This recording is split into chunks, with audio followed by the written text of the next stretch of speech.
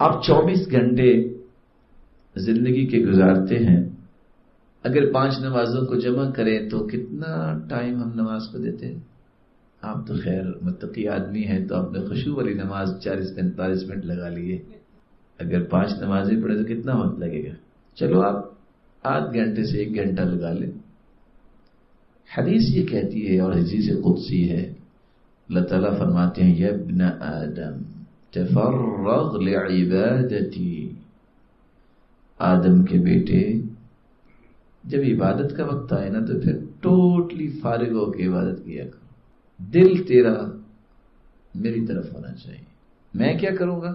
املأ یدیک رزقا، میں تیرے دونوں ہاتھوں کو رزق سے بھر دوں گا، تجھ سے سنبھالا ہی نہیں جائے گا۔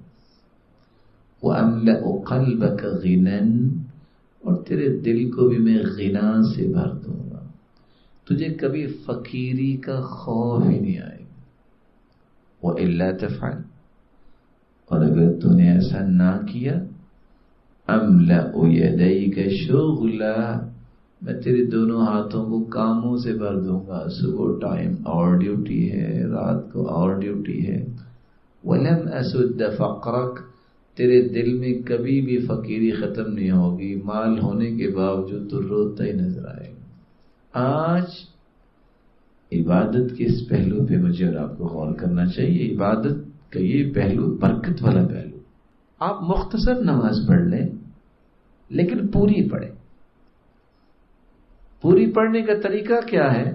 سیدہ عائشہ رضی اللہ تعالیٰ عنہ فرماتی ہیں کہ جب صبح کی رکعتیں اللہ کے رسول پڑھتے، مکمل بھی پڑھتے اور ہلکی بھی پڑھتے، اور بس اوقات لگتا کہ شاید سورۃ الفاتحہ بھی پڑھی ہے کہ نہیں پڑھی، لیکن مکمل نماز۔ آپ جب قلب و قالب سے متوجہ ہو کے پڑھیں گے، خواہ آپ نے بہت لمبی نماز نہیں پڑھی، سوچ کے جب آپ پڑھ رہے ہیں میں کیا پڑھ رہا ہوں، میں کیا کہہ رہا ہوں، اس کے معنی آپ کو سمجھ ہیں، تو یہ نماز آپ کو دنیا جہان کی عظمتوں سے نواز دے گی۔ بلکہ صحیح بخاری کی شرح میں جو فتح الباری میں ابن حجر اسقلانی روایت لائے ہیں، ایک غلام تھا تو وہ نماز پڑھ رہا، اس نے بہت پیاری نماز پڑھی، جب سلام پھرا تو اللہ کے رسول نے فرمایا ادھر آؤ، جاؤ تم آج کے بعد آزاد ہو۔ اتنا خوبصورت نماز پڑھنے والا غلام نہیں رہ سکتا۔ وہاں کہنے والے نے کیا کہا؟ اگر غلامی سے نجات یہ خوبصورت نماز دلا سکتی ہے تو جہنم سے بھی دلا سکتی ہے۔ اس لیے دل لگا کے نماز پڑھو۔ اور دل کیسے لگے گا؟ سوچو میں کیا پڑھ رہا ہوں۔ اس لیے سلف صالحین پرانے جب کسی کو نصیحت کرتے، ہم کہتے ہیں نا آج کل تو وہ عادت ہی نہیں بن گئی ہے، پرانے زمانے میں جب کوئی آتا تھا انکل ماموں کو آتا جلدی سے اپنی ڈگریاں لے کے آتے، میں نے یہ بھی پڑھ لیا، میں نے یہ بھی پڑھ لیا۔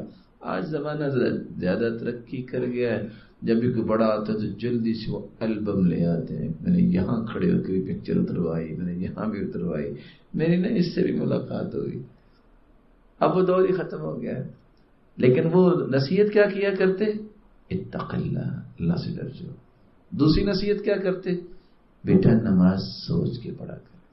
تو میں بھی آپ سے ادباً گزارش کروں گا، ایک مرتبہ خوبصورت وضو کر کے 2 رکعتیں سوچ کے پڑھ کے دیکھیے، آپ کو آپ کی اس 2 رکعتوں کا اور باقی رکعتوں کا فرق نظر آئے گا۔